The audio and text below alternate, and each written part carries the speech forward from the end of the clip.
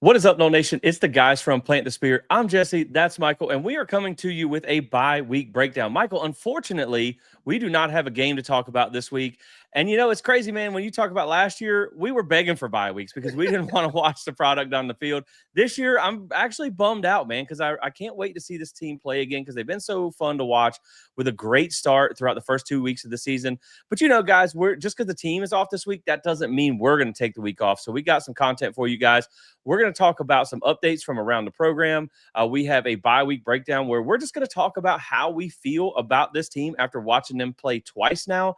And we're also going to look outside of the Florida State lens and talk about the road ahead for Florida State. We're going to kind of react to what everyone else has done through the first 2 weeks of the season. Florida State comes in as a top 10 team in the AP poll. Michael, this AP poll's got some problems, but we're going to talk about the rankings process, where Florida State is at. And so just a bunch of football talk this week on the bye week, man. We're excited to jump into it. But before we do that, how are you, my friend? And thanks for joining me for another episode. Oh, man, thanks for having me again. I love being here. And gosh, we used to pray for times like this. Last year, we were asking FSU, just go ahead and forfeit the game. Don't break our hearts. Just go ahead and forfeit the game. And now we're like, why do we need bye weeks? Can we get them out there again? But yeah, it's been so much fun. I mean, I know it's only been 2 games, but man, what two games? We were literally we couldn't even dream 2 weeks out, a week out, a day before Alabama that we'd be sitting here talking about the 10th ranked team in the country, right? So I know. Let's get into this episode.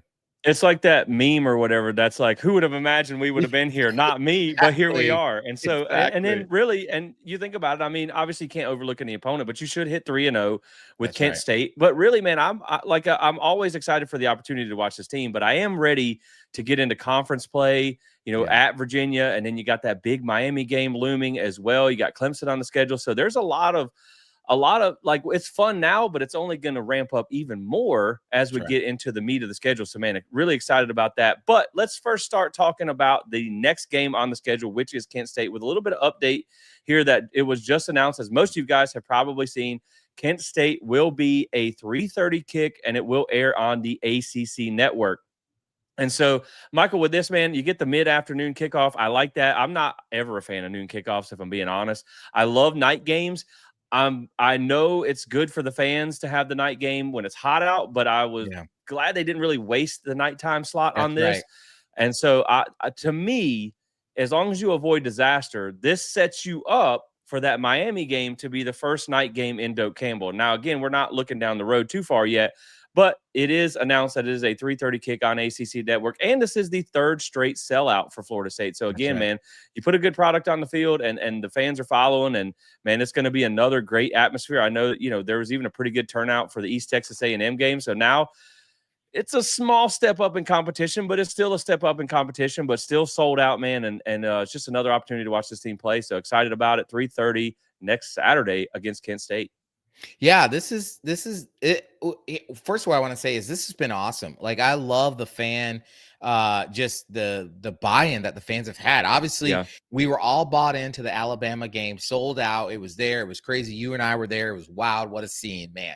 But then to come back that next week and be there with my son and see that, like I said on the post game show, I mean, there had to be at least about 50,000 people there, and it was still, I wasn't Alabama loud, but it was still really loud to see the students like sell out the entire student section and actually be there and stay all the way up until halftime was incredible. And the fact that the all that is being sold out again, man, that just show this is what we've said all summer, that if you could just put a decent product on the field, man, fans will come. They will show up to this. And so, man, I'm really excited. I'm so glad this is not a night game.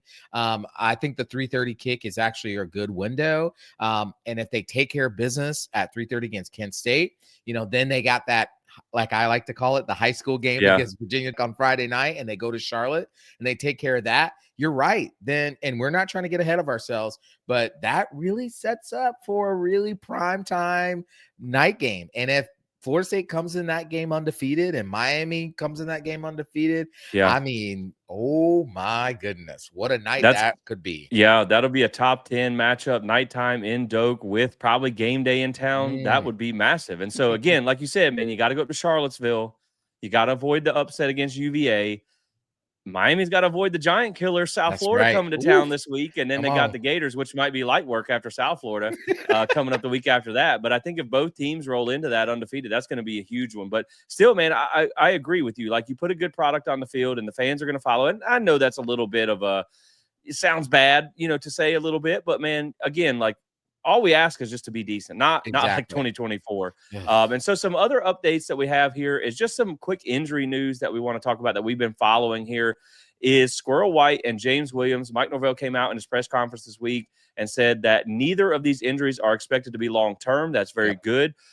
I'm probably going to go out on a limb here, and it's a very obvious limb, and say that I don't expect to see either one of them against Kent State. Now, Mike Norvell did say that I don't know that anyone is ruled out for the next game. That sounds great in your presser. There's no reason to play those guys if they're not even close to being 100%. You save them for Virginia, give them that extra week. So it is good to hear, though, that they are not expected to be long-term. And, really, Michael, the one thing when we talk about Squirrel White, and really the only gripe that I have from that East Texas A&M game, other than, maybe giving up the field goal late there, Michael, why the heck do we have Squirrel White, our starting wide receiver, returning punts during an FCS game? I don't get that part. That I don't like. Like, you don't see Ohio State having Jeremiah Smith back there returning punts. Now, I'm not saying Squirrel White's Jeremiah Smith, but against an FCS team, like, if you want him back there to be a difference maker against Virginia, Clemson, Miami, sure. But man, this is why you don't do that, because that very well could have cost him, a long-term absence from the season. So I don't like that, but I am, again, happy to hear that both of these guys are going to be back, because you're going to need them when you go against Virginia. You're going to need them when you go against a Miami. So now's the time to let them get healthy and get back on the field for the games that are going to be a higher challenge here. And speaking of getting back on the field, LaWayne McCoy is another update that we have. Mike Norvell said he got his most extensive day of work on Tuesday since being hurt. Norvell called him a tier 1 receiver. And something that Gus Malzahn said at some point in one of his pressers, I forget exactly when he said it, may have been preseason, where, like, we like the guys we got at receiver right now, the starting 3, but you really kind of need that second tier guy, that second layer, should I say, because Mike Norvell called him a tier 1 guy. You need them to step up, right? We need that other receiver, because we've already saw Squirrel White was banged up in the preseason. He got banged up in the second game of the season. Like, man, it would be huge for Florida State to have LaWayne McCoy, an Elijah Moore step up, just to have one other receiver that you feel like if a guy had to miss any time was a reliable target out there as a replacement. So hopefully that's what we see from LaWayne McCoy. But again, it's good that none of these injuries sound to be long-term. But man, this is the one thing that you worry about with this team, is getting banged up during the important part of the season. So I guess this is an okay time for it to happen, and just glad none of this is long-term. Yeah, absolutely. Listen, I was super pleased and excited about the report that none of this looks long term. I am totally in agreement with you. Yeah, I know he said that technically no one's ruled out for Kent State, but there is no reason unless they are 100%. And even then, I would say, hey, let's just give it one more week just to be sure, right? Yeah. You shouldn't have to see them in this game. I mean, who did Kent State play last week? Who was it? Texas Tech, and they lost 62-14. Yeah. Thank you. Why? No, you don't. No. Yeah. Let's not ruin what could potentially turn out to be something really special by playing people unnecessarily in games that you should win mightily, right? And to your question about why in the world do we have Squirrel White returning punts, I absolutely agree with you. But if you go back and look at the totality of the Norvell era, we've been absolutely terrible at fielding punts. And so that's why in 23 you saw Keon back there. And even Keon wasn't like super great at it. And this year, I think in the Alabama game, we had, Lucas drop that, muff that punt. So they were like, you know what, let's try Squirrel. And I'm like, okay, I get it. But like, what's Sam Singleton doing? What's Mekhi Danzy doing? Like, you got people with incredible speed that aren't your number 2 wide receiver. So yeah, Exactly. I don't love that decision because I think it's always one thing. Like I understand special teams is something you want to take serious, right? Because it can Right. change the game. We saw Keon break a few for Yep. touchdowns. Lord, I wish we could get a Greg Reed again. You know, Oh, the second coming of Greg Reed. That was you always yes. held your breath when he caught the ball. But I just feel like when it's a guy that's so important to your offense and you Right. kind of don't have a ton of depth at receiver, that's not really a risk I like them taking. And he's But been again, injury prone. So exactly. So that I don't love, but hey, that's the way they get paid to make decisions for. So I hope it's the right one. But like you said, man, you can kind of shelf those guys for Kent State. I did look at the depth or the player chart, the snap chart the other day. Kevin Wynn did not play against East Texas A&M, so he's still being held out. I don't know if he'll be back for Kent State or not. Hopefully he's back at least by UVA because that gives you some more depth on the line there. And, again, man, I know we're going to talk about this later on when we get into the rest of the schedule and the opponents, what Florida State does. But, a lot of people will be like, don't overlook Kent State. This ain't USF. This is not Memphis. They were literally the worst team in the country last year. So I don't think you're worried about having all your starters for this one. I probably wouldn't expect to see a guy like Randy Pittman for this game still. They may rest him for this one too. Yep. So you just want to have all your horses in the barn by the time you get to that UVA game. So, Michael, top 10, let's talk about that as well now that we've got some updates out of the way. But before we do that, let me bring you a quick word from today's sponsor, and that is Alumni Hall FSU. And look, guys, these guys have great gear for game day. They will take care of you from head to toe, tailgating supplies, everything that you need. If you're in Tallahassee, their location is 1415 Timber Lane Road, or you can shop online at alumnihall.com. You can also shop online and pick up in the store to make it easy. Make sure that you save 10% with code SPEAR. So thanks for supporting those guys, and we appreciate them supporting us. That's Alumni Hall FSU. So, Michael, the AP poll, Florida State cracks the top 10.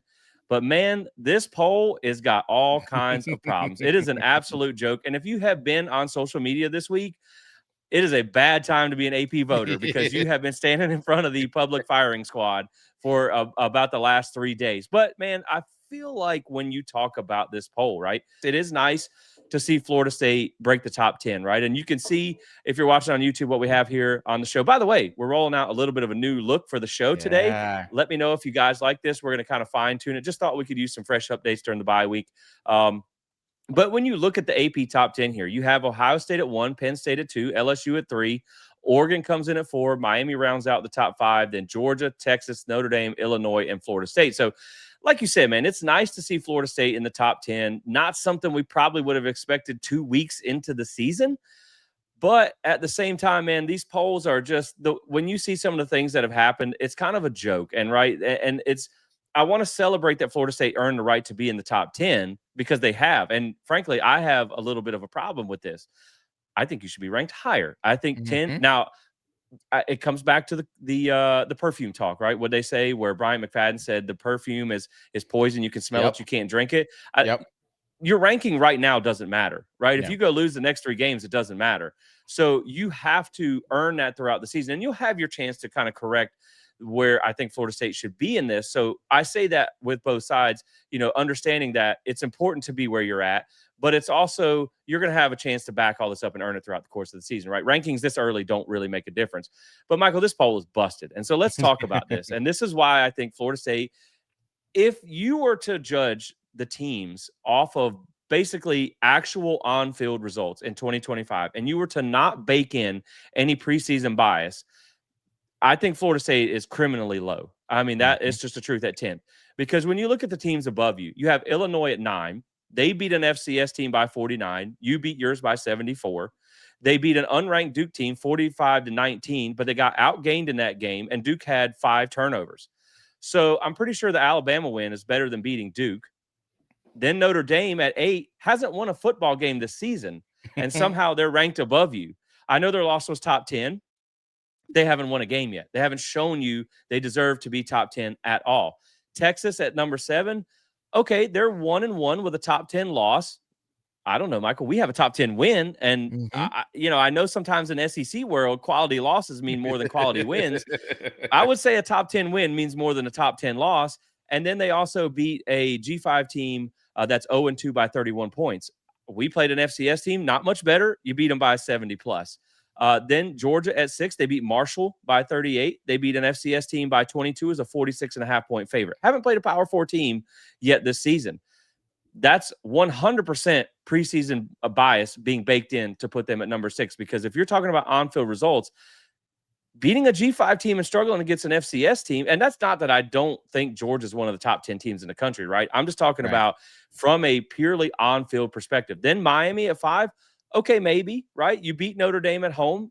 It wasn't as comfortable as a win. It wasn't as maybe as dominant as a win as we had against Alabama. I guess it depends on whether you think Alabama or Notre Dame, which one is a better program there. Then you beat an FCS team by 30 fewer points than we beat our FCS team by. What merits that being above us? Right. Oregon at number 5. I'm not really going to say that's a problem. You just beat a Power 4 school by 66 points. Yeesh. Dan Lanning is an absolute – he's a demon to deal with on the sideline. Whatever you do, don't talk bad about that program. Do not. He will beat you by 50. And then number 3, LSU. Okay, they beat Clemson on the road, which looks great. That was a top 10 win for them. But then they go beat Louisiana Tech by 16 as a 36.5-point favorite. And we've seen Clemson do nothing but struggle throughout the season. Correct. And then even number 2, Penn State. They have not played a Power 4 team yet this season, and they don't play one this week either. Yeah. Now, they do have Oregon in 2 weeks, so you're going to find out what they are. But what did they do to earn the number 2 spot in the AP poll? They beat a couple of FCS and G5 teams. And then, Ohio State, I think, is the closest resume, right? Ohio State has a top 10 win at home. We have a top 10 win at home. They beat an FCS school by 70. We beat an FCS school by 74. Why are we not number 2? Our resume is dead equal to the number 1 team in the country, and everyone else has not done the same things that Florida State has done. So that's why I'm saying, man, like, in my opinion, and I know it doesn't matter now, because if you win all your games, you're going to be where you want to be. Yeah. We say that in theory, right? We say that in theory. Right. Now with automatic qualifiers, maybe it's not the committee. But, man, in my opinion, Florida State, as proud as I am of them earning that top 10 spot, they should basically be number 2 based on-field results only. So, man, you can't tell me that preseason bias has not been baked into these rankings. And, you heard the voter come out, the Haley girl, and I don't want to pile on her. Right. But she's a beat writer for USC, and she basically came out and tried to justify some of her polls because they were awful. Yeah. And she made it 10 times worse. She just poured gas on the fire about, does it really matter? And a lot of people vote and it'll smooth. Yes, it matters. Yes, it matters, because these are the things, Michael, right? These are the things that you use to gauge ranked wins. These are the things that the committee gets their baseline from. You can't tell me the committee doesn't sit down and look at the number of ranked wins based on the AP poll, because they don't release rankings in the preseason, which is smart. So, man, it's crazy how bad this is when you talk about a sport with everything at stake. The people who are voting in these polls, there are jobs and millions of dollars and things like that on the line. You should at least have people who watch the games and take it seriously. Now, we'll talk about some of the other flaws in the poll here in a minute, but, man, based on what I'm seeing from 2025 results, Florida State should be number 2 in the country. Yeah, listen, here's the thing, man. I've for years, after the playoff got invented, I've said for years, obviously I wasn't on this show. The show wasn't invented yet, but whatever. Right. I've said for years on Twitter when I've argued about this is that once the playoff got invented, these polls really, their only value is they give TV ratings, right? Because it's something to say unranked Florida State is going to play number 8 Alabama at home. Alabama has to go on the road to Florida State. Well, that's going to draw eyeballs that the number 8 team is going on the road to play an unranked team, right? That's where the AP poll comes in. That's where the coaches poll come in, is to give preseason hype to these things. In my mind, and I've said this before, and I'll say it again till things change. In my mind, the poll is supposed to rank where you are as a team at the moment of the poll. So the AP poll should have looked at the week 2 and said, okay, who are the best teams after week 2? Not, okay, so Ohio State won and they're okay, so we're going to keep them at 1. No, is Ohio State the best team after week 2? Is Penn State the best team? Well, Penn State hasn't really played anybody. So we're not going to punish them for not playing anybody, but we also can't keep them number 2 in the country because they're not right now their schedule and their play hasn't said they're the number 2 team. They might be a top 10 team, but it hasn't said they're number 2. And I'm with you. If you're going to look at the top 10 and you're going to say what team, okay, let's say Ohio State beat Texas. That was 1 versus 2 or whatever it was, right? Okay, you want to say Ohio State's number 1? I actually wouldn't argue with that for you. Right. But if you're going to say who has been the second best team in the country these first 2 weeks, you can't argue. There's no argument that you can give to say that Florida State hasn't been the second best team in the country. They literally took down the number 8 team, the team that everybody thought had the best defense in the country, that had the best wide receiver room in the country, that had the best offensive line in the country. They literally smacked them, and it could have been worse. Then in a week that they could have just taken it easy and won, like LSU only won by 16 points. They could have done that, right? They could have taken it easy. They went out there and whooped an FCS team by 70 points. I mean, it was done after the first quarter. There's no program in the top 10 that has a better collection of wins than Florida State. They look like the second best team in the country. And if that's and if the polls were done right, that's where it been. This is the one thing I will tell you. This is the one thing I actually appreciate. And there's not a lot of things I appreciate about the College Football Playoff Committee. But this is the one thing I actually do, is that they don't look at preseason polls and all that stuff. They look at the quality of play and they say, who are the best 12 teams or best 25 teams at this point in time of the season. That's how the AP poll should operate. And really, don't even get me started about the coaches poll, Jesse, because that's the coaches even worse. They don't even vote. They have some administrator do it. Right. And they're coaching a game. They're not watching the game.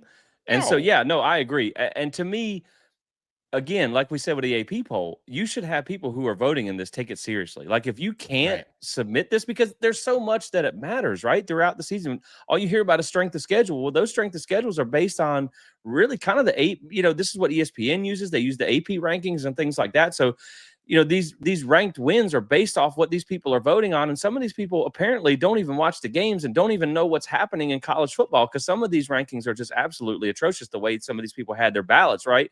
Like, one voter has Florida State behind Bama and Florida this week, a team that you absolutely manhandled, right? You had a voter move Florida from 16 to 14 after losing to South Florida. 9 voters had SMU ranked and Baylor unranked the week after Baylor beat SMU. Like, none of this stuff makes sense. How the heck is Clemson still at 12? They struggled against Troy and lost at home to LSU. South Florida at 18 is actually kind of crazy. I believe they're the only team in the country that has 2 ranked wins. And the reason you can't tell me that, like, there's not preseason bias into that, Michael, if that team played in the SEC, if South Florida was an SEC team, I promise you they would be top 10, probably top 5 right now. Absolutely. And again, this is what we talk about when you say there's that preseason bias baked into there. Because, man, again, like, you can't tell me that this doesn't filter its way back to the committee. You can't tell me that the AP data doesn't influence some of the things they do. You can't tell me that doesn't affect the strength of schedule metrics that they judge their resumes by. And so, man, it's such a travesty that this poll is treated the way it is. And I've heard the Heisman is even worse.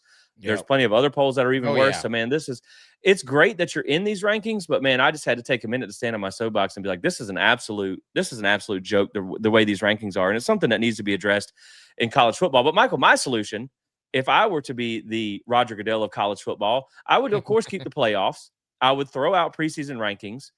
And I would bring back the BCS. There is no human bias in that. To me, you take the data, you feed it to the computer, you have your automatic qualifier bids, that's fine. But all the at-large and the rankings and stuff, man, you let the computers handle that, because there is no human bias. There is no, I didn't watch the game last night, so I'm just going to vote the way it was. There's a couple that were like, I forgot to put this team in my poll this week. They didn't even play on Saturday, so let me bump Notre Dame into the polls now because I didn't have them ranked last. There's none of that if you bring back the BCS. But you know what, Michael? They won't, because as you said, how else do you get clicks in the preseason? By having preseason polls based on, which are essentially power rankings, right? Who has the best roster and what did you do last year? But again, with Florida State, with Indiana last year, with Arizona State last year. You can't judge a team from one year to the next. You have to judge that team based on the year it is. So, man, to me, keep the playoffs, bring back the BCS, and throw out preseason rankings, and you do a lot to fix college football. Yeah, and here's the thing about look, I 100% agree with you. I've been saying this. Bring the BCS poll back because you can actually correlate the data. You can tell the computer exactly what to measure, right? You can put in all the little things, and the computer will spit out the top 25 teams plus the top 12 teams that should make the playoff, even with the automatic qualifiers. The one caveat I would say that's different for this version of the BCS poll is the previous BCS poll relied on the coaches poll, and the AP poll significantly factored into the BCS. So what I would say is, I understand why you want to have a poll at the beginning of the season because it helps with ratings and it gets eyeballs to TV. It gets butts in the seats. Like, I understand all that. So I'm not saying you should abolish the polls, but the BCS should be like removed. If they were to go back to this, no, don't even consider the polls. Don't even get there. The BCS should be a computer that it ranks all these different things: strength of schedule, quality wins versus quality losses, all those things. The margin by which you defeated an opponent. All, like, put it all in there, okay? And let the computer spit out who should be in the playoff. Because then, like you said, that removes human biases. And you can tweak the formula every year. Let's get the computer who is unbiased back into it. Man, even like, to me, it's dangerous to have some of the national talking heads, like a guy like Reese Davis. He's a guy who votes for him, right? And this is a guy that you see on game day every week saying, giving his opinion to the national audience and the decisions that he makes. Well, he has Florida State at 11th here, but he has Clemson ahead of you. What has Clemson done to look better than Florida State this season? None. And so, man, it's really, it's just a crazy thing. And so, like, at least I can say this, I'm just glad that there has been more scrutiny put on it. So hopefully these people will start to take it a little bit more serious. But man, I think, it's a joke. And again, like we said, man, to close the segment out, like, not to just sit here and complain about the polls all day, but when you put resume for resume and you stack them up from the top 10 teams and you remove the logos from each team and you remove the preseason bias, Florida State's resume is almost literally identical to Ohio State's, but yet they're ranked 9 spots lower. I just don't understand it, man. But with that being said, Michael, let's talk about Florida State and where they stand at the bye week. But guys, if you are enjoying this content, like and subscribe to stay connected to your source for fan-driven content here at Plant the Spear. Hit that notification bell so you never miss an episode. We're going to be loading you guys up with content all season long, man. Lots of live post-game shows, game, all kinds of stuff. You guys know what we do here at Plant the Spear, so make sure you lock in with us. If you'd like to join the PTS tribe, you can get a membership. It's like $5 a month, man. Hey, it's free, first off, to join and subscribe. It doesn't hurt a thing. Keeps you loaded up with FSU content. But if you want to take that support one step further for like $5 a month, man, you're gonna spend twice that on a hot dog and doke on any given Saturday, right? $5 a month helps us grow the channel, helps support what we're doing here. You guys can just hit the join button and become a PTS tribe member, and we greatly appreciate you guys helping support us and what we do here. Everything we do goes back into the show. We got some tailgates coming up that I'm excited about. We're gonna be at that UVA game. We're gonna be at the Miami game. We're gonna have tailgates, man. It's gonna be a great time.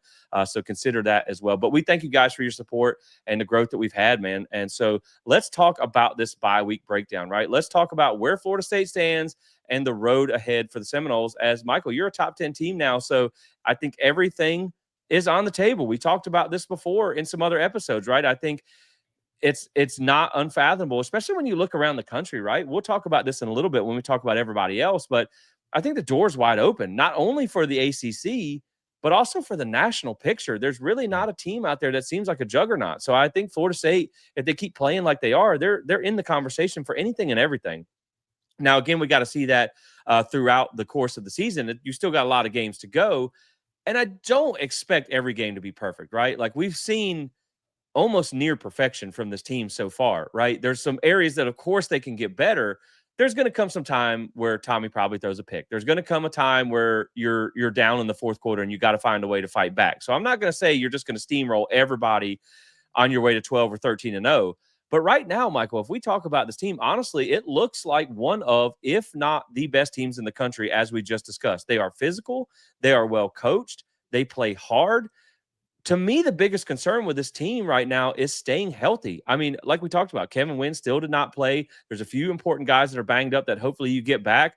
But, Florida State did play over 90 players against East Texas A&M. So with some of the freshmen that have emerged, I think this team, like the Desir twins, I thought maybe you get some contribution from them, but I didn't think they'd be good enough to daggone near start and play at a high level against a team like Alabama. So I really think you have had some surprises that have improved your depth to where I even feel better about your depth now than I did at the beginning of the season. So when you talk about the team overall, man, again, I just can't say how much I've been impressed with this. I think these coordinator hires have been absolute home runs, and what they've allowed for them to do with the offense and the defense and have Mike Norvell in that CEO role.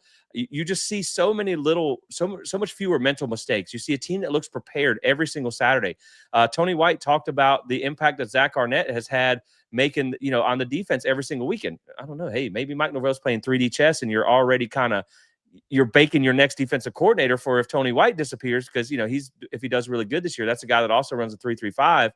But man, I just think from a big picture view, this is a team that should be able to compete for whatever they want if they play consistently every week. And man, that's just really exciting to see from coming from last year to have a team that looks like one of the best teams in the country for now 2 weeks in a row. Because we saw Bama, right? And you weren't going to prove anything against a directional school in East Texas A&M. But you just wanted to see it again, right? Do they come out and they play with that same intensity? Do they impose their will against a lesser opponent? And that's exactly what they did, right? Because, again, you talk about Alabama winning 70 points against ULM. Like, you should always beat an FCS team, right? You should always beat the G5 team. But good teams don't necessarily go out and do it by 70 points. Or bad teams don't, should I say. That's a sign of a good team that not only can you get a top 10 win, but then when you play that lesser competition, you absolutely pound them into the sand and win by 70 points. So, man, from a broad view perspective, before we talk about offense and defense here, I couldn't be more impressed with this team through the first 2 weeks. We've now seen it 2 games in a row, but can you carry that forward every single week? And I think they can, because of the mentality that you hear from this team, and that I don't think they're going to get complacent. I don't think they're going to get comfortable. I think they're hungry. They're confident. And that pregame speech that Mike Norvell gave before Alabama that got leaked, man, if that doesn't make you want to run through a wall every week, I don't know what does. Absolutely. Listen, I couldn't be more impressed with this team. I of all the thoughts that I thought could potentially happen, could potentially be this team, I'm sad to say that I didn't see this this level of just greatness. Like, and I don't mean to say that it's so great that it's like, oh, we're gonna win a title. I just mean, like, it is so good to see a team that looks coherent, a team that looks together, a team that looks like they're gelling, a team that looks like they work really hard, that they practice really hard, that they take coaching very seriously, both hard coaching and loving coaching, that they are determined to not leave any crumb out there, as Jimbo used to say, right? That they're willing to do the hard thing so that they can be a dominant team. And Jesse, I don't want to put the bad whatever sports juju out there, but they've been a dominant team these first 2 games. The operation looks button up. Nothing looks confusing. Players don't look like they're trying to figure out what the play call is. They don't look confusing running the schemes. Yeah, there's been some busted plays, but that happens. Even Ohio State and Georgia's, they're going to have busted plays. That's going to happen from time to time. But they actually look like they understand what they're trying to do. Like, the defense actually looks like it understands their concepts, right? And the offense looks like they're actually trying to score points, right? And I just love that. I love the attitude of Tony White. I love this rejuvenated Gus Malzahn, and I just love this version of Mike Norvell. He seems so much freer to be focused on the big picture of the program, of the team. He seems so much more energized from that. He seems like he's ready to go to run through a brick wall. Now, he has always seemed that way, but even he seems 2022 to 2023 Mike Norvell again, And so I absolutely love what we've seen so far these first 2 weeks. Yeah, and as they always say, a team embodies the kind of the mindset of its coach. And so when Yeah. things started really kind of swirling last year, he handled it poorly. We know that. But this year, he, like you said, man, he seems to kind of have that 23, 22 kind of swag back. And I feel like the team is embodying that as well. And the powerful kind of, just dominant personalities in the room that these coordinators are. And so, man, again, like you said, there's going to be mistakes early in the season, right? Every team has them. But as long as they continue to get better every week, it's interesting because we talk like you hate to put the juju out there, you hate to jinx Mhm. the team, and you hate to like look ahead, and you hate to do all the things that everybody hates to do as fans. I understand that. But when you objectively step outside and you look at what this team has done in 2025, that's just the reality of the situation is they are one of the best teams in the country. Now, again, we'll see what they do down the stretch against consistently tough teams. And when you talk about the offense, man, I think it all starts up front. Like, Right.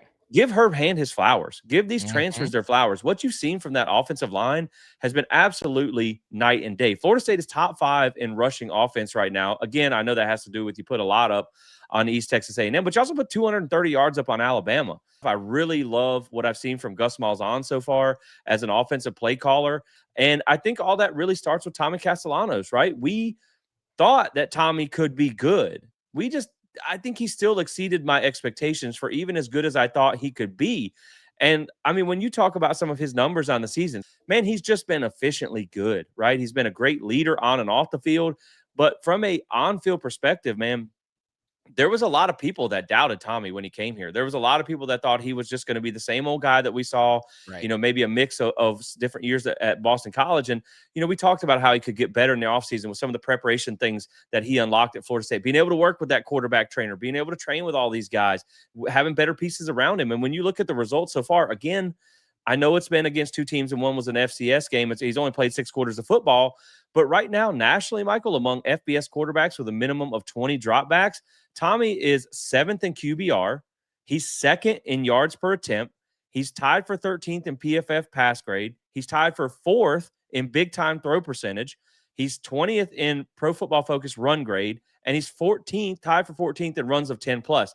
Man, that I know it's only 2 games, but that's not bad for the quote unquote 11th best quarterback in the ACC, which Exactly. is where people had him in the preseason. So, That's right. I think when you talk about Tommy, man, not every game's going to be perfect, right? Right. There's going to come a time he's going to throw a pick. There's going to come a time he's going to take a bad sack or something like that. But so far, the play that you've got from him in an offense that uses his skill set appropriately and does not require him to have Heisman moments all the time to win games because there are other pieces on here, I have been daggone impressed with what Tommy Castellanos has done. And if he can keep this up and play consistently, again, not every game is going to be perfect, but if you can put this type of performance week in and week out, being smart with the ball, using your legs when the opportunity arises, making good the ball placement on those deep balls to Deuce was, I mean, you don't get better than that. And so, man, I just really think if this is really the hit that it looks like with Tommy at quarterback, and you have an offensive line up front, man, this offense will be dangerous this year. Yeah, absolutely. Listen, if Tommy can continue to show that this progress, that he's going to make the right reads, for the most part, that Gus Malzahn is going to put him in situations where, again, listen, Gus Malzahn is a 60-40 guy. We know this. This is not something that's hidden from the rest of the world. Every program that's going to face Florida State knows already. You have eons of tape to know what Gus is going, Yeah. as far as his tendencies are going to be. He's going to be a 60%. He's going to stuff you with the run, and 40% he's going to try to throw over top of you. He's going to throw east and west and over top of you. Everybody knows that. So we should not expect Tommy to be this kind of guy that every single game out, he's going to throw 40 passes. Now, Gus has said that if the game plan calls for that, we'll go to Yep. that.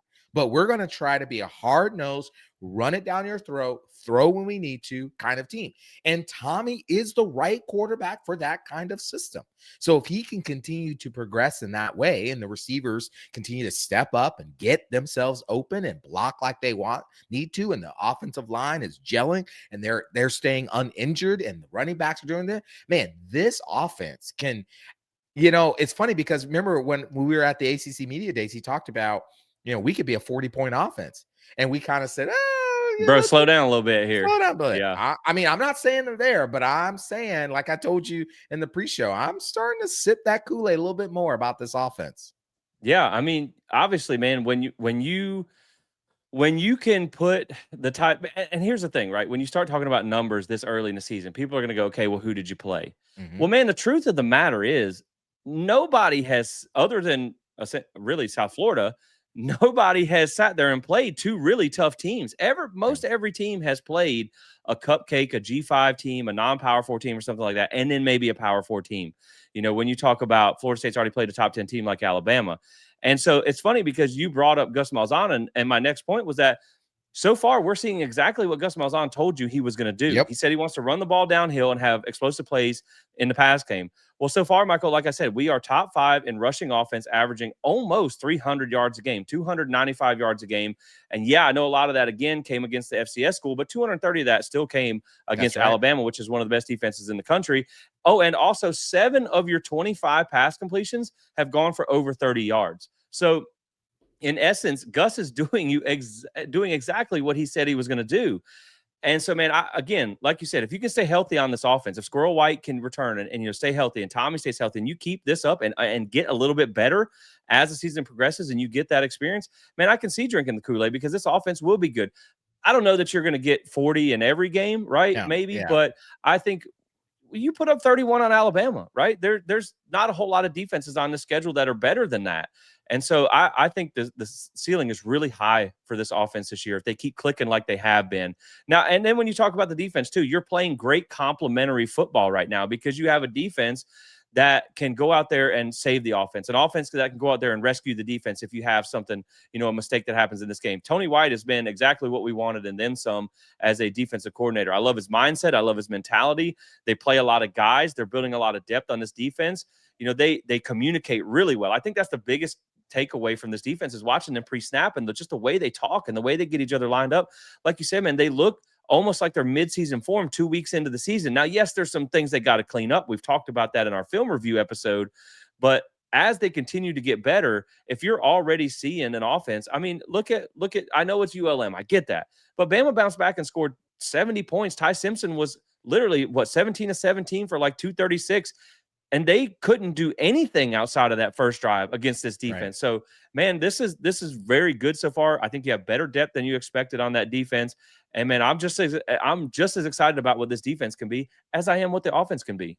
Yeah, absolutely. Listen, man, and this defense, they're playing so hard. I mean, gosh, and they're attacking. We talked about this before, but they are the aggressors. It's almost like they're an offense. They're trying to score as a defense, which reminds me of those early years of Nick Saban's defenses. Like they were just trying to defend their goal. They were trying to take the ball to get to your goal, right?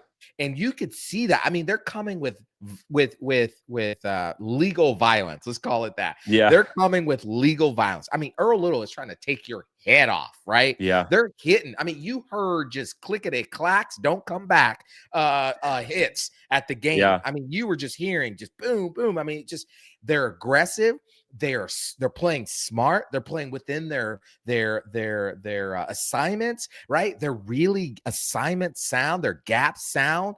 They're attacking the ball. I mean, gosh, again, they're putting themselves, and Tony White is putting them in positions to take away the ball. I mean, there were 3 opportunities for an interception in that East Texas A&M game, and they got 2 of the 3. Like, man, again, you're going to see this over and over and over again. And I love what they can be. Now, again, they got to go prove it against Kent State. Then they got to go there. Each game, they're going to have to keep showing up that way. But if they do, man, and they can stay healthy, I mean, you got a 1-2 punch, right? And potentially a third, depending on how special team comes along. But you got a 1-2 punch, man, that I'm just saying it's going to at least have you in games. Oh, yeah. And then again, like we said, you have the bye week. Yep. Then you have Kent State, another game where, you have the opportunity to grow and get better. Yep. And then you should be, in theory, with that, you should be rolling by the time you hit that UVA game. That's For right. me, again, man, I think one of the things with this team is how do you respond when maybe if you go to that UVA game and you're down by 10 on the road or something like that? How do you respond at that point? But one thing I did Right. see that Jordan Travis talked about on their new podcast, which, by the way, go check that out. That's awesome that he's able to do that and connect with us in the FSU community. But he talked about some things that he saw from Tommy Castellanos on the sideline during the Bama game. And he's like, man, he's just one of the most confident guys that I've ever been around. And so I think that is another really big difference between 24 and 25 is the leadership that you see on this team. I don't think when adversity strikes, you're going to have a guy, at DJU where he's at quarterback just kind of looking like a fly on the wall. The most intense look you see is Brock Glenn staring at the DJU on the sideline after he throws another pick. Like you have guys, leadership guys like Daryl Jackson, like Tommy Castellanos, who are confident and they can rally the troops. And you have coordinators who are very much that type A personality. So, man, Right. Again, like I don't know that they're going to go undefeated. I don't want to necessarily put all that out there yet. But again, man, I just think the ceiling for this team is really, really high if they can consistently put these types of performances on display every week. That's the biggest question. Can you do it every week against every opponent and not have a letdown week? But if you do, so far what we've seen through 2 weeks, man, this team is one of the best in the country. And so it's really exciting as Florida State fans not to get too far ahead of yourself because, like we said, there's probably going to be a bad game somewhere along the line. Can you still overcome that and win? That's what we're waiting to see. But we always joke on here about drinking the Kool-Aid. And I know it's so hard for us coming from last year to maybe put ourselves on that type of stage right away. I know, even our listeners have started to joke about drinking the Kool-Aid in the comments and things like that. But Michael, I'm telling you, man, like I'm excited about this team. And buddy, I'm drinking it. I'm bringing the Kool-Aid out. I brought the pitcher today, buddy. I got the Kool-Aid. I'm drinking. So, man, I'm just gonna have me a little sip. A little sip there. Oh, I'm gonna have to get some Kool-Aid next time. All right. Hey, guys, pour up a glass and pull up a chair and watch the show because we're drinking the Kool-Aid over here, man. Again, I'm not buying a ticket to the playoffs right yet, but from what I've seen, this team has been one of the best in the country. So, man, just had to have some fun with it there. We all know we make jokes about drinking the Kool-Aid. And, Michael, I'm pouring a cup because, man, this team, again, there's a lot of factors outside of that, right? Health, some luck and things like that in games that maybe you can't control. But if you control the controllables and those things work in your favor, everything's on the table for this team. Yeah. And let me just say this. This is one of the things I want to say is like, and I make sure you hear me. I'm not comparing this team to 2013. Like the only team that compares to 2013 is 99, right? I think those two teams playing would be a heck of a game. But what I will say is this. You're right, Jesse. Like, if they continue to perform, they continue to show up the same way they've been showing up, getting better each time, this could be a special season. That's what I'll say there. And they're going to need some luck. Even the 2013 team needed luck. I remember, Jesse, that 2013 team, after going 4-0, they beat Pitt, right? The Jameis Winston coming out party game, right? Then they come back home. They beat Nevada 62-7. Then they beat Bethune-Cookman, a non-major program, 54-6. And you're thinking, holy cow, here we go, right? They go to Boston College in the fourth week of the series, and that game was super close, right? For a while. Yeah. They were able to pull away at the end. They end up winning 48-34. That was the first and only time until the national championship game that they let anybody get over 17 points. Everybody else was either 0 to 17. They didn't let anybody else score over 17 points after that game. And then obviously the national championship, Gus Malzahn, who's fortunately on our side now. I don't care if he denies it. He was still in signs, right? With Craig over there. But so there might be a game, guys, where we're like in the fourth quarter and we're like feeling real tight about this, right? Yeah. Let's hope that this team has the mentality, what we're seeing so far, of, hey, let's not mess around here. If we have a chance to put this team away, let's put them away. Yeah, and even the 2023 team, I mean, you think about it, that Clemson kicker. Now, I still argue this till I'm blue in the face. You had time for another drive, so the game wasn't over if they hit that field goal. But, you kind of you had a little luck on your side there when they missed that field goal to give you the opportunity to beat Clemson. So yeah, like you said, man, there's going to come a time where games maybe not going to go your way, and you find yourself in a tight spot in the fourth quarter, and you're going to need some luck. You're going to need some injury luck throughout the season. It's just the way college football works. But if those things go your way and you continue to you nail the controllables that are on your plate or in your control, again, man, this team can do something special. And like we said, man, you don't want to put the cart ahead of the horse yet, right? We still got a long way to go.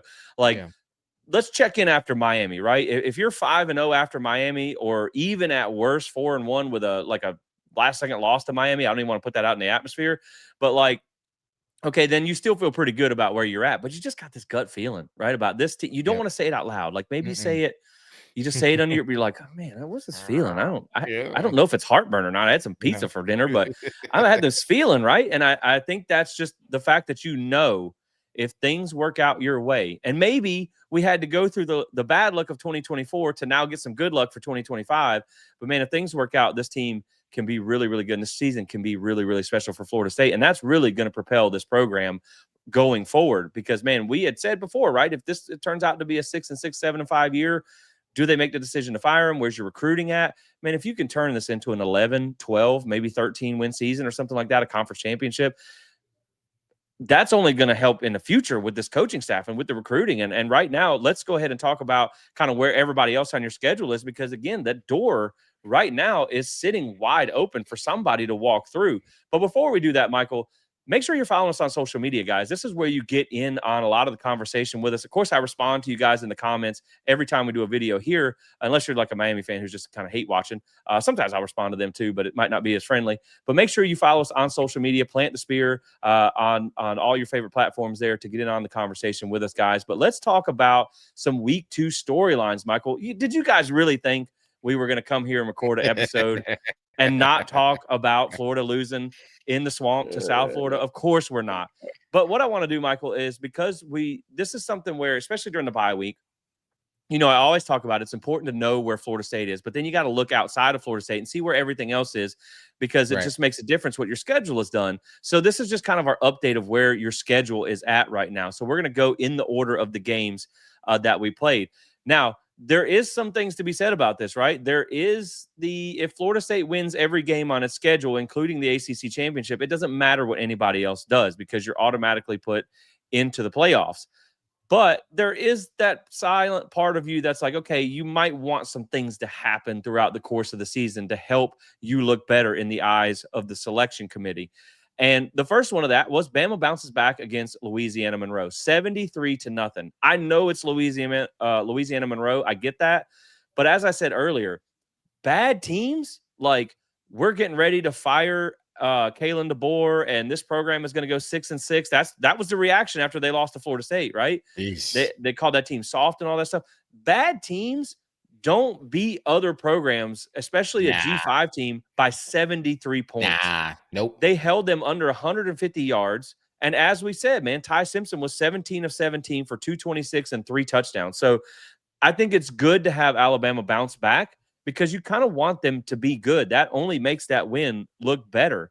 And then, of course, they get Wisconsin up next, and they're a big favorite in that game. So now, can they go do that against another Power 4 opponent, even if it's not a great Power 4 opponent? Man, it would be great for you to have them go out and beat them by 30 points, because, again, I know we're not openly cheering for Alabama, but the better they are throughout the season, the better that win looks. And so it was good to see them bounce back in that first game.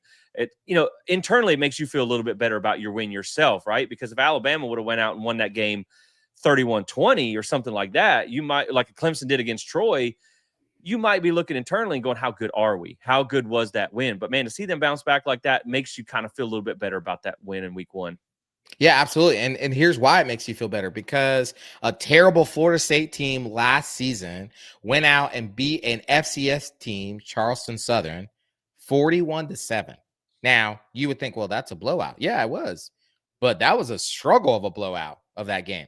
So if Alabama had come out and done that against that team, you're right, Jesse, you'd be like, so maybe we're not as good as we thought. But they came out and they wiped. I mean, it was over. The game, I watched it because I wanted to see. I did too. Yep. Is Bama as bad as Bama fans think they are, or is it just an overreaction? And it's definitely overreaction. And Yeah. quite possibly, could it be, ESPN, that Florida State was just the better team, right? Yeah. Could it be that Bama's really good, but Florida State might possibly be better? That's a Yep. possibility. And I think that gave me more confidence that this wasn't just a fluke, that this Yep. just wasn't Bama not being as good as everybody said they were, that actually Florida State is better than what everybody thought, including we thought, right? And Bama came out the next day and they thrashed this team at what a great team should do. We talked about this offline, is that, man, we want Bama to go 11-1. That Yeah. helps us, Yeah. It right? does. Yep. Yeah, and even then, like I know ULM is still not great, right? But they're a Sun Belt team. That's a That's G5 right. team. The Charleston Southern team we beat last year was like a 2-win FCS team or a 1-win FCS team. So yeah, man, I mean to come out and do that, like I said, it just kind of makes you feel a little bit better about that win as a whole. And so again, I'm going to be keeping my eye on that Wisconsin score this weekend to see if they can Yep. hammer them. Like you said, man, maybe Bama's not awful. Maybe Florida State's just good. Like maybe we can look back and see that.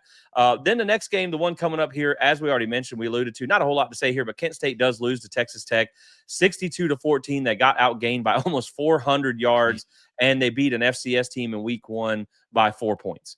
Yeah. So when you talk about this Kent State team, and again, it's not Memphis, it's not South Florida, it's not one of those teams. This is the game that you should come in and wipe the floor with Kent State. Not a whole lot there, just kind of keeping you abreast of what they're doing. But the next one, Michael, is a big one to talk about, right? That UVA game is one that I have circled on this calendar, right? You have a scrappy UVA team. They lost to NC State 35-31 last Saturday. But man, they had a 10-point lead at one point. NC State did come back in the second half. UVA actually threw a pick in the end zone to end the game, or they were basically one play away from beating NC State in Carter Finley. They outgained NC State by almost 100 yards. They threw for, I think, over 300 yards. That kid they got there, Chandler Morris, is kind of lighting it up through the air. I don't think you should win this game, right? You're a top 10 team. You should beat UVA. But I don't think this is going to be an easy out going up to Charlottesville and trying to beat them in their own place on a Friday night. I think that's a scrappy, good team that almost beat NC State on the road, and it's right ahead of a rivalry game, a potential top 10 rivalry game. So this has look ahead game written all over it. I think, I had said before where Pitt might have been my biggest trap game. I think UVA might now be my biggest trap game now that Florida State plays them right ahead of a potential top 10 matchup against Miami, against a scrappy UVA team that I don't think is going to go down without a fight. But again, man, right now they play William & Mary this week. They played a Coastal Carolina in week 1, but so far they have lost to NC State, but it was a good game there. So man, looking at UVA, it's a game you're going to have to win, but you're going to have to go earn it on the road. First conference game, first road game, Friday night in Charlottesville. You're going to have to go earn this one. Yeah, you really are. And, they got out to a 24-14 halftime lead there against NC State. And you thought, oh, maybe this is something. But then, NC State, outscored them 21-7 in the third quarter. And that was pretty much where it stayed. It didn't move after that. It felt close, but I mean, really, NC State kind of dominated the second half of that game. And so the desire is, hey, let's we make sure we get through Kent State, right? Get through Kent State. And then we got to take this seriously. Like, how many times in FSU dadgum, to quote the great legendary Bobby Bowden, rest in peace, how many times in the FSU's dadgum history they go up to some place like Charlotte, right? And everybody expects them to blow that team out, and then somehow they pull up the upset, right? I think the last time we were there, didn't Florida State lose the last time they were in Charlottesville? Yeah, I'm pretty sure. Yeah. And so this is not a game to be taken lightly. You need to go there. It's a Friday. It's a high school football night. You need to go there and handle your business, right? You should walk out of that right now. I think you are at least a 14-point favorite, if not more. You should walk out of there with at least a 14-point victory. I understand Virginia's scrappy. They're going to try to be in that game. They're going to play their butts off. Tony Elliott is a good man. He's a good coach. He just doesn't have right now, it doesn't look like he has the necessary horses to compete, but they're going to be ready, and you better be ready for that. Yeah, this is a team that's going to be ready for you. And I will say this too.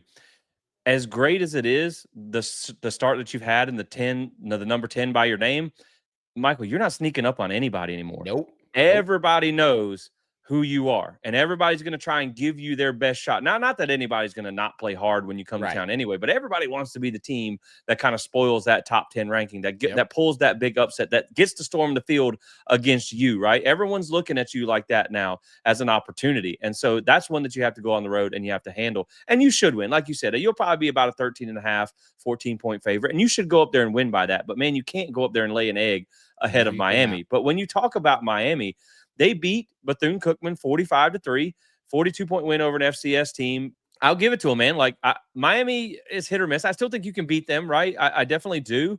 But I will say this, man. Carson Beck looks pretty good so far. 22 of 24 in that game, 267, 2 touchdowns. He looked good against Notre Dame. So, again, that's going to be we said this on the postgame show last time, right? I think that Miami is probably the best team remaining on your schedule right now. Yeah. I still think Clemson might be the hardest game because you have to go into Death Valley and do it, even though Troy almost did it. But I still think Miami's the best team on your schedule. So thank goodness you get them at home and what's probably going to be an insane environment at night. But this is going to be one that's really going to be about as big a test as that Alabama game. And that might be giving Miami too much credit, but they've been playing well.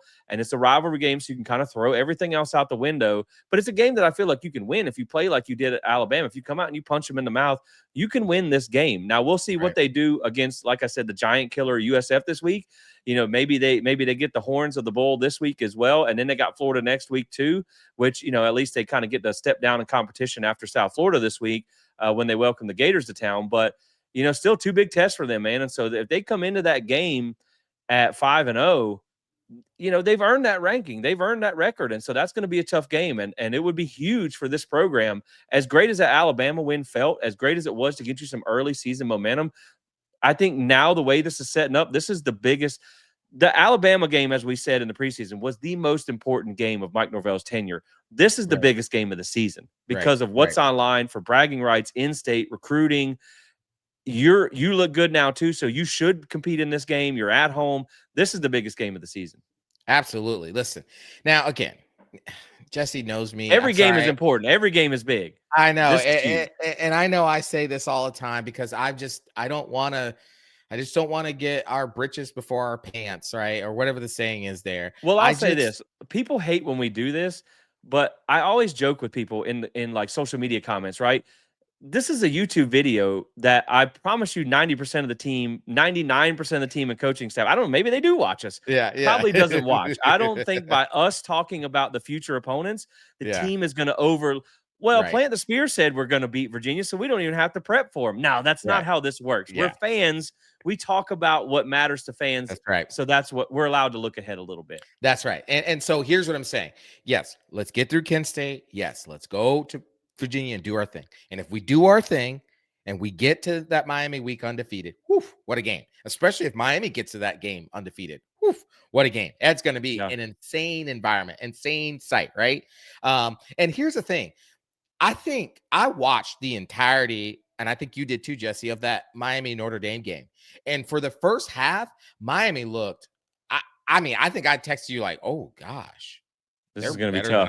This is going to be tough. I thought they were better than I thought they were going to be. I thought they were going to be good, but I didn't. I fell asleep in the second half, and apparently Miami did too. And so, and exactly. And so the question becomes really, did Miami assume they were so good in the second half that they took their foot off the gas and that's what allowed Notre Dame to come back? Or was it the fact that Miami got out to a good start, but then Notre Dame figured out what was going on and then started to make their comeback as well too? So then what you expected was, okay, to really see, again, Florida State gets out to a really good start. The game's, kind of a blowout at 24-3. And then, Bama kind of makes a comeback, but Florida State puts the nail in the coffin, so to speak, and they win in a blowout fashion, 31-17. So you thought, okay, what is Florida State? They come the next week and they're literally 28-0 against East Texas A&M in the first quarter.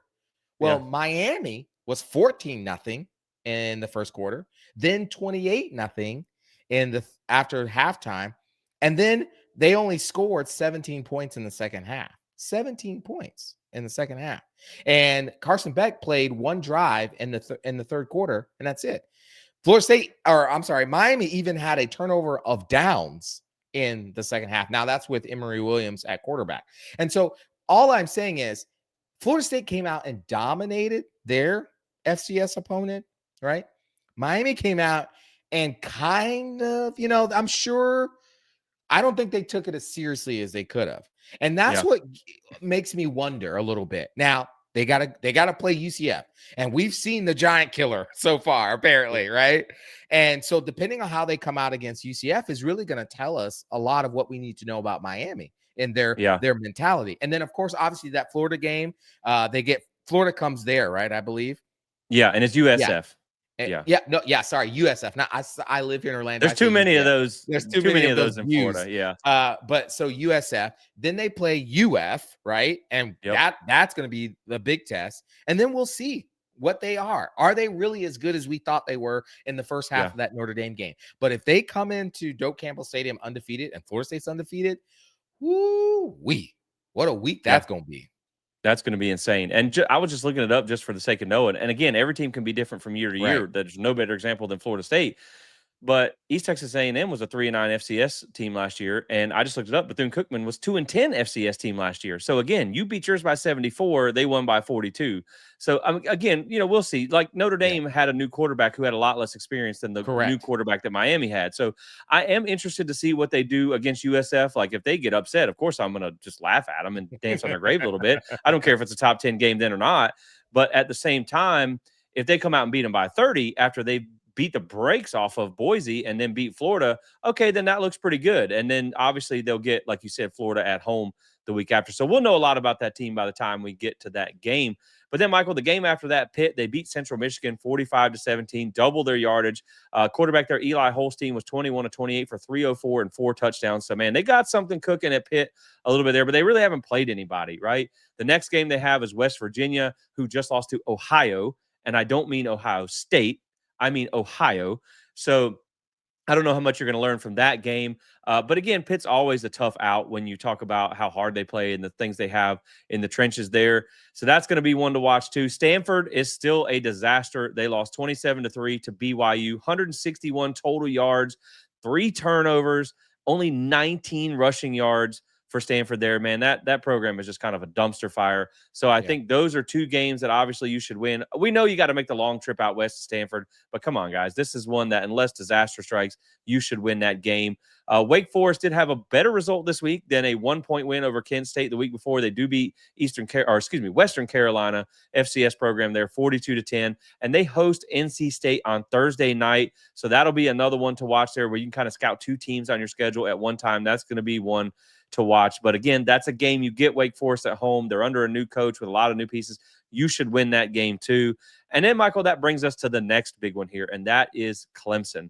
Yep. This has been a weird season for Clemson, right? They come in with basically everybody hyping them up for the national title. I thought they'd be a playoff type of team from everything that we heard, returning Cade Klubnik, returning, all the offensive pieces that they have.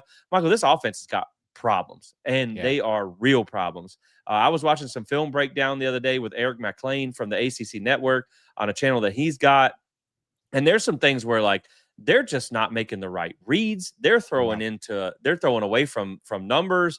They're just doing a lot of bad things. They beat Troy 27-16, but were down 16-0 at one point, trailed at halftime. And it's not even like Troy played the absolute cleanest game and Clemson just could not hold on to the ball and allow them to get in it. Troy had 3 turnovers and 10 penalties in that game and still almost won the game against Clemson.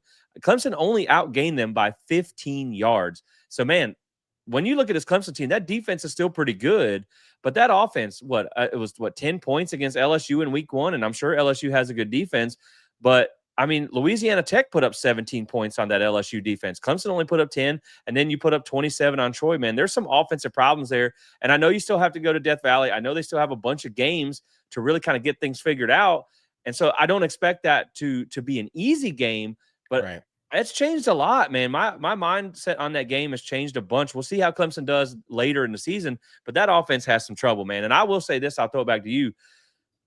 They go to Atlanta against Georgia Tech this week.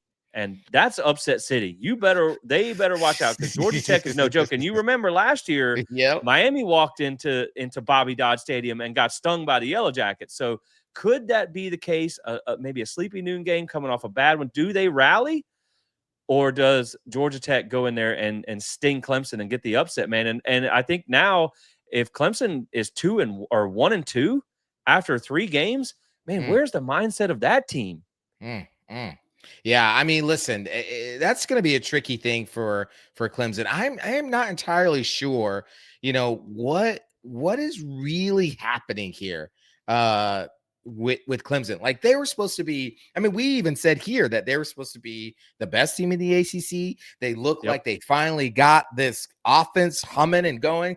Cade Klubnik looked like he was finally in sync with his offensive coordinator, Garrett Riley. The defense looked like it was going to be really good. And don't get me wrong, I mean, the defense has been pretty good, obviously. But it's been the offense that just hasn't clicked at all. Yeah. They look kind of discombobulated. They got out to that 10-point lead against LSU and then could not score in the second half whatsoever.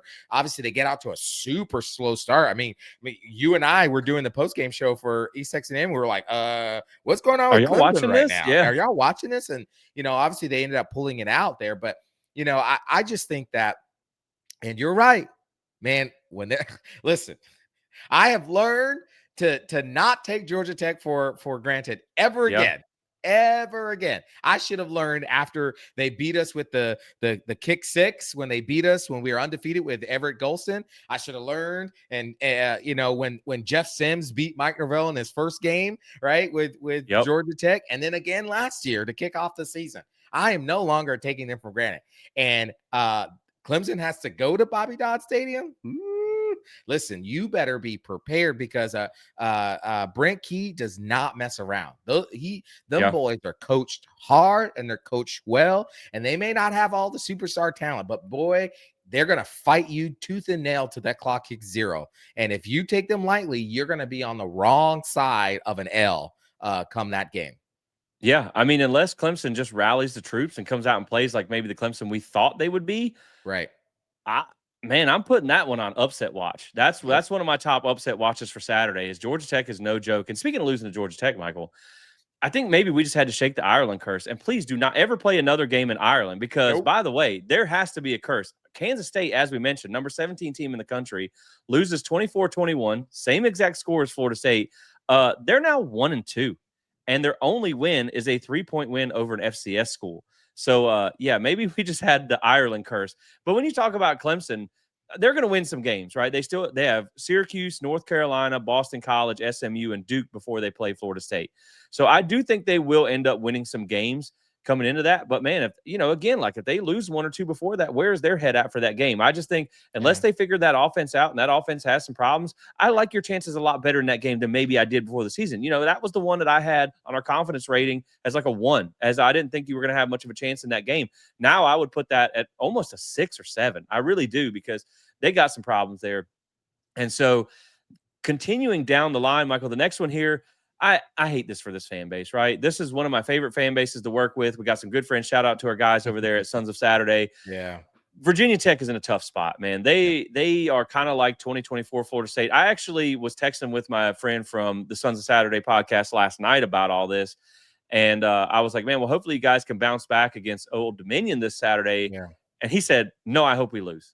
Because I want it to be the straw that breaks the camel's back and they fire everybody.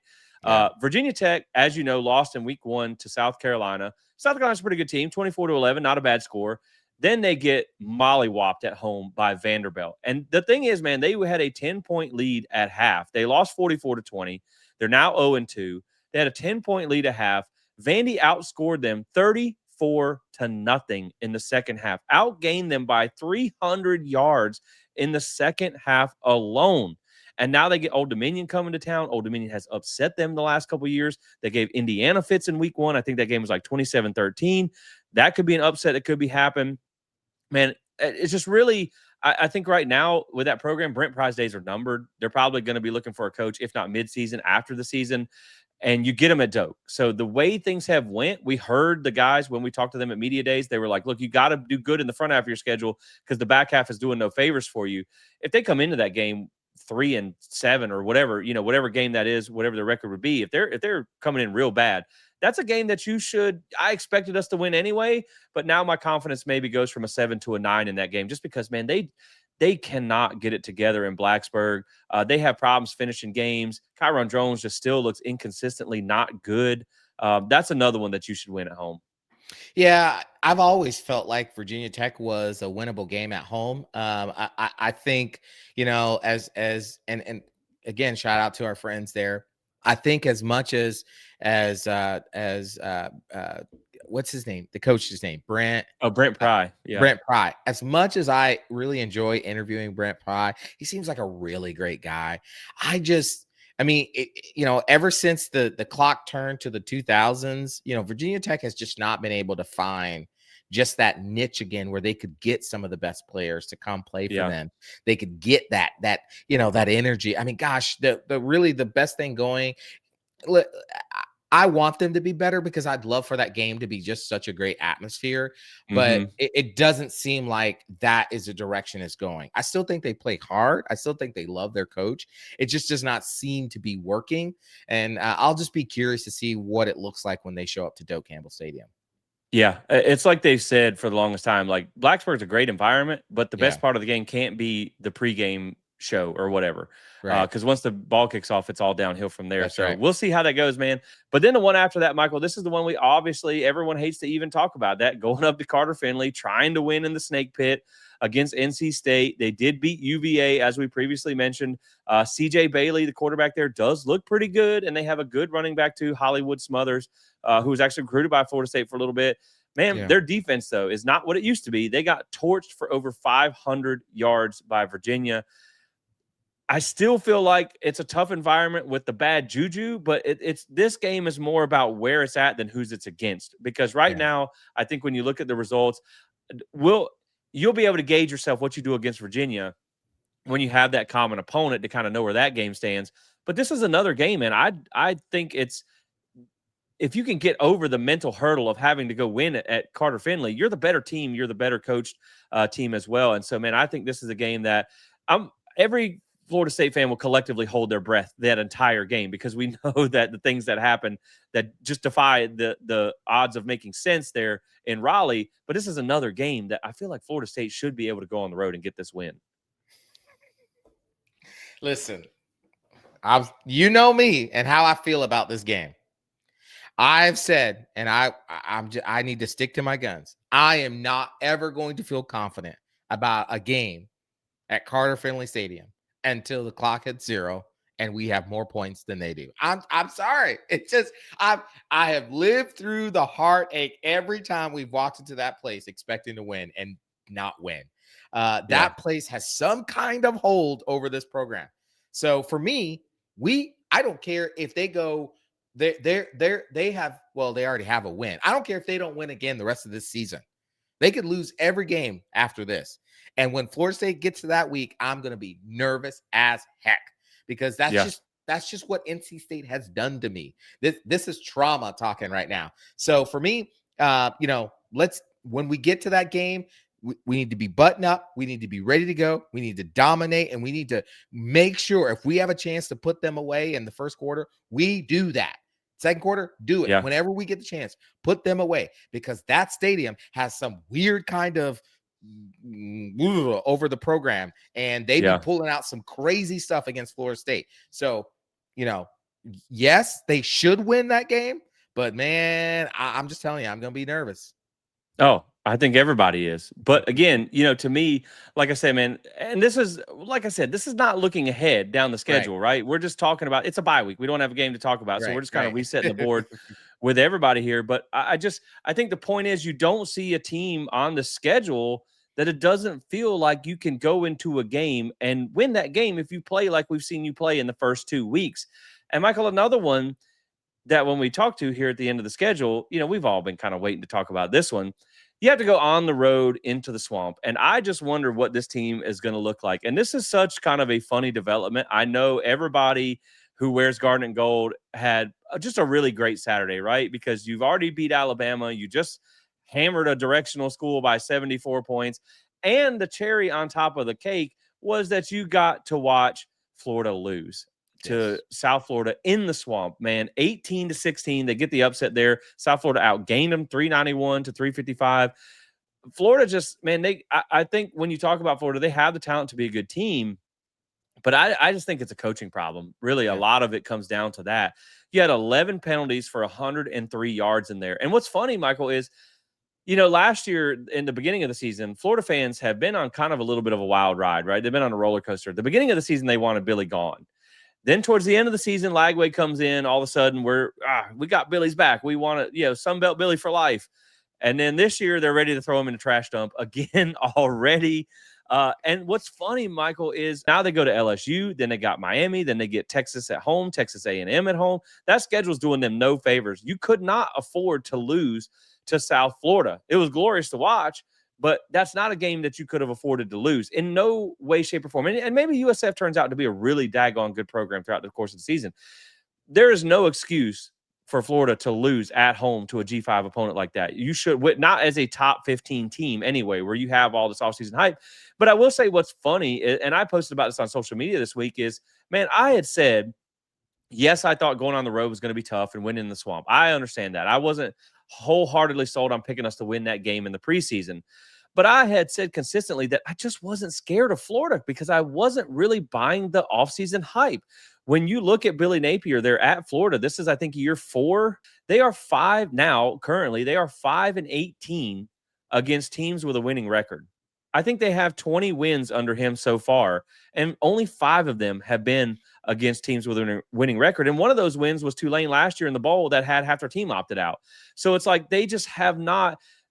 That 8-5 record last year that got them preseason basically playoff hype was a quarterback who looked pretty good for a freshman, but his numbers weren't great. And then you had an 8-5 season where you beat a bunch of really bad teams. And hey, newsflash, we were one of those terrible teams. But the Kentuckys, the Florida States last year, the Mississippi States, some of the G5 teams and the FCS teams you beat, that schedule was that win-loss record had smoke and mirrors to it. So it was not a surprise to me this season to see kind of Florida have not live up to the expectations, because I thought that was kind of a house of cards that they have built for Florida this year. But man, it's just kind of funny to watch them get shocked in the swamp. And now they have to bounce back against a brutal schedule. So we said this last year, and he ended up being able to basically fight off death for another season. I don't know that Billy Napier is even the coach coming into this game. I don't see a way that it gets a whole lot better unless they have a miraculous turnaround. If they come out and upset LSU on Saturday, maybe you can right the ship. But man, if you lose to LSU or USF and now you're expecting to go bounce back against LSU on the road and then back that up, bouncing back against Miami, I just don't see that happening, man. I think the Gators are going to be in for a long year. Yeah, listen, I mean, now I know they can point to, Mike Norvell, I forget what they called him, G5 Norvell, whatever Memphis it was. Mike, yeah. Memphis Mike, they could say, oh, look at, 3-6 and 2, or 3-6 and 5 and 7 and 2 and 10. He's only had 2 winning seasons. Okay, but look at your coach, bro. Look at your coach. Like, what have you done?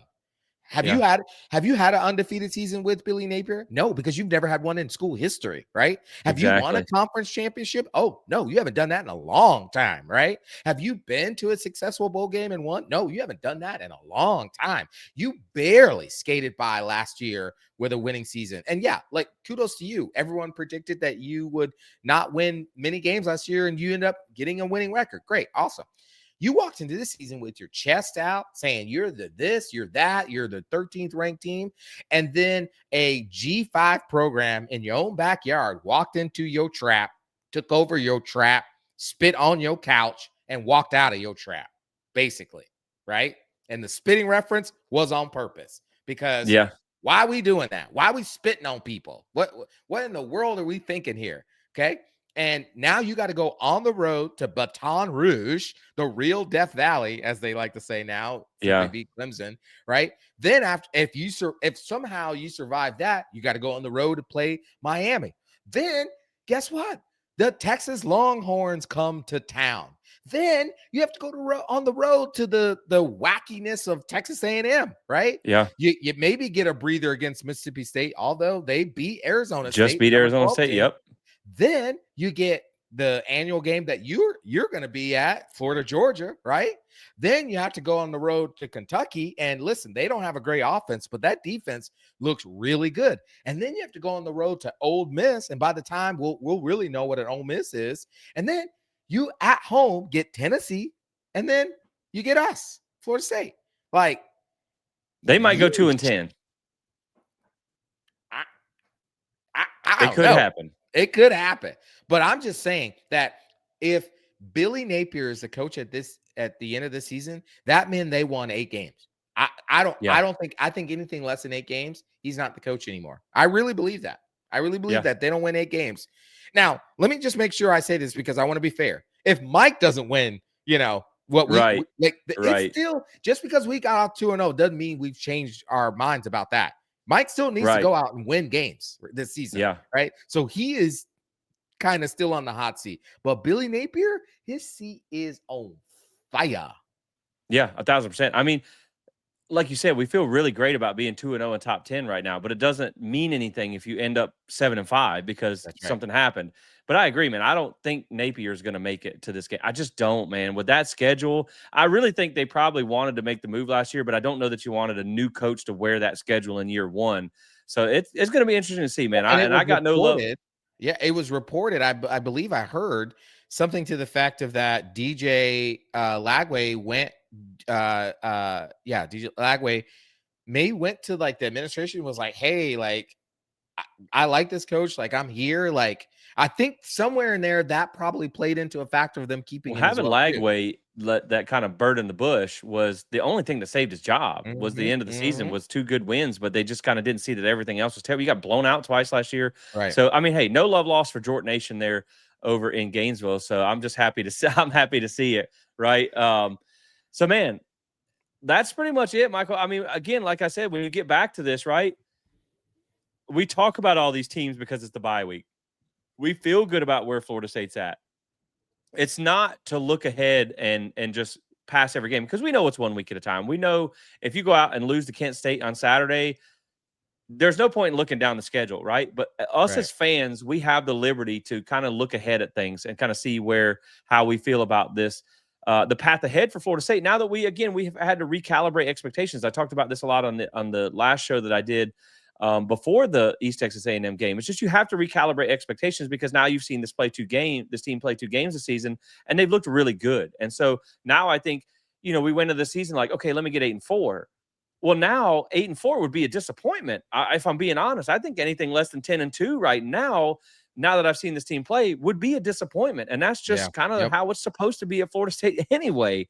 So I think at the end of the day, man, the lesson is that from what we've seen so far, from what we think we know about Florida State, and we won't really, again, like I said, man, if you talk about getting rid of preseason rankings and everything, I think you should probably, if you were going to roll out rankings, wait till about week 5, right? Because then I think you've had enough. You played a couple conference games, you played a couple non-conference games, you got past some of the cupcakes, you kind of know more about this team. I think that is where you start to really understand what you got as a squad. But after the first 2 games, I think Florida State is clear that they can control their own destiny. I don't think they don't have the pieces to beat any team on the schedule. Now, if you get into the playoffs and there's other teams out there waiting, that's a different conversation we can have on a different day. Yeah. But the teams we just talked about on your schedule, when you look at where you're at after week 2, you're in a better position than every team probably not named Miami. And I would argue that you're in a better position than Miami right now, and you get them at home. So, man, again, not to look ahead, but I think when you readjust, when you refocus on what the season could be in the road ahead for Florida State, man, I really think everything's on the table. You're going to need some things to work out in your favor. But, man, again, like we said, 8-4 was kind of what you're hoping for coming to the season. 8-4 now would be a disappointment. Yeah, listen, when you're walking in the season, you were hoping for an 8-4, but what you felt like is, okay, I think they can get to 8-4, but it's going to be a chore for them to get to 8-4. It's going to be difficult. Or at least past 8-4, right? Yeah. Well, no, I thought it was going to be hard for them to get to 8-4, But I was like, they need to get to 8-4. I thought it was going to be hard to get to 8-4, but I thought they needed to get to 8-4. I thought that Bama, Clemson, Florida, and Miami were automatic L's on the season, right? That's what I thought. I thought the NC State game was going to be really difficult. I thought the Pitt game was going to be sneaky, right? But I thought if they could figure out those 2 games, they have 8 wins right there, but it was going to be hard. Now I'm thinking going into this bye week and next week of the week 4 is I agree. 8-4 would be like, wow, okay, well, I mean, that was a disappointment. That was a disappointment, but hey, they got 8 wins, right? I think the door is wide open for this team to be special. And that's how I'm gonna say it. I believe the door has now swung wide open. Where it might have cracked just a tiny bit, I think you've kicked that door wide open for this team to do something special, something, Jesse, might I say, historic. I don't think we've ever seen a team go from 2-10 to something else special in a season like this, right? So there's so much possibility ahead of you. Show up every week, right? What did I say the keys were, right? Show up every week, focus, determined, execute, dominate, and win every single dadgum week. You do that, and at the end of the season, you're going to be in line to do something incredibly special. Yeah, and that's what we're looking for, right? But it goes to show you how quick you can flip a program like Florida State with the right hire, with the right pieces, just because what you have is a brand cachet. So, man, no game for us this Saturday, Michael. Just going to kind of sit back and have a stress-free Saturday, watch everybody else squirm as they watch their teams on TV. Again, I'll be tuning into that Alabama game because I want to see how that one goes. The Clemson-Georgia Tech game is one that's on my roster. Alabama-Wisconsin, obviously, we're going to be watching that. Georgia-Tennessee is probably the headlining game of the week there. That one's going to be tough. Georgia always going to be there. Yeah, they play with their food a lot against bad teams, and then for some odd reason they go play a ranked team and beat them by 20. So I think Tennessee probably should win that game at home, but I'm never going to bet against Kirby Smart. And then another one that I'm going to watch if you're out, of course, the South Florida Miami game. We're all going to be watching that. I think another one, the Florida LSU, that's going to be interesting is that Texas A&M Notre Dame game. I'm going to want to watch that too. Let's see how that looks. If Notre Dame comes out, maybe gets whipped by Texas A&M at home, we'll see how Miami looks after that, right? So there's still a lot of fun games to watch. Vanderbilt, South Carolina is going to be a sneaky good game. So lots of stuff to watch this Saturday to keep us occupied, even though the Noles don't play. But man, I'm ready. I'm ready for next week to get back against Kent State. I'm ready for some big games to come up against Virginia and Miami. Michael, hey, I'm still drinking. I'm past sipping. I'm maybe gulping now. But man, at the same time, like I'm just excited for this team, man. So that's going to be kind of our bye week breakdown episode here. Again, guys, like as we get ready to wrap the show up, Michael, it's just, man, like I said, I don't want anyone to be in the comments like, you guys are looking ahead. It's one game at a time. I get that. The team, they're prepping for Kent State. They're not looking ahead like us. We're allowed. We have that liberty. We can do that. But with no game to talk about, we just want to talk about how we feel about Florida State as a team, where they stand in the bye week, what we've seen after 2 weeks. And then because, you were kind of like, well, I know you're not going to learn a lot from Kent State or excuse me, East Texas A&M, but how do they handle it? And they handled it exactly like you wanted to. You smashed them like you were supposed to. So you were able to see that. So just kind of checking in with how we feel and looking at the road ahead, because again, it does matter what's on that schedule. And as we said, man, right now, I think everything's on the table for you. So really excited for this team and the season ahead. And obviously as this bye week wraps up after this episode, we'll get back into game week content, but man, it's a fun, long season ahead. And I can't wait to get back into things and watch this team. I think it's funny, Michael, me as a fan here, kind of my last thought here, me as a fan, the better we are, the quieter I get, the more nervous I get. Like if we're like a 9-win, but we could pull some upsets, I'm gonna run my mouth. But the better we get, man, the quieter I get, because you can start to be like, man, I see something special on the horizon and I don't want them to spoil it. And that's really kind of where I feel right now. I see something special on the horizon, but there's a million trap doors before you get there. But man, if they can avoid those, you can see the path to something being a special season. Yeah, listen, I'll say this, and again, I don't want to put out the bad mojo, whatever you want to call it out there. But every season, usually by week 2 or 3, I have a feeling about the season, right? And I am beginning, I'll just say it that way. I'm beginning to have similar feelings that I've had to other special seasons at Florida State. That's what I'll say. That's all I'm going to say. I'm starting to have similar feelings about Florida State, this football program, and this team, this iteration of Florida State football that I've had in other special seasons of Florida State. And so you're right. Like the more we continue to win, the less I feel like saying stuff, because I'm like, I don't want to put anything out there, but also I'm just happy to have good vibes. Right. Last year was so difficult and hard to have good vibes about this team. And we tried. We really tried to. Yeah, we did. It was so hard. So what I'll say is that my closing thought is it's just nice to have good vibes. And I can't wait. Like, I can't wait to go watch them play Kent State. Right? This is a game most people be like, whatever. No, I can't wait. I can't wait to watch the tape and see it and enjoy it. Right? So I'm just those feelings are starting to come. So and I think, like you said, man, after last year, it was hard as a fan. It was doubly hard to come on here and talk about it every week.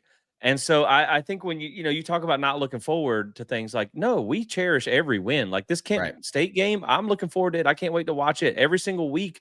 I think is, like you said, man, it's just nice to be happy again, right? It's nice to be talking about a good team again. That is nice to have in our life. So it's 1 week at a time. We're going to enjoy every game as it comes.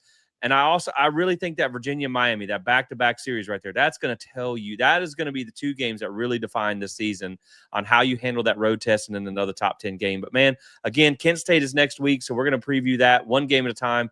But, man, that was it for this episode, guys. We appreciate you guys tuning in. Make sure you check out alumnihall.com. Save 10% with code SPEAR. If you guys enjoyed this, make sure that you like and subscribe to stay connected here with your guys at Plant the Spear. Consider joining with a membership if you'd like to help support us. And Michael, that's going to be it for the bye week show. We will catch you on the next one. As always, go Noles. Go Noles.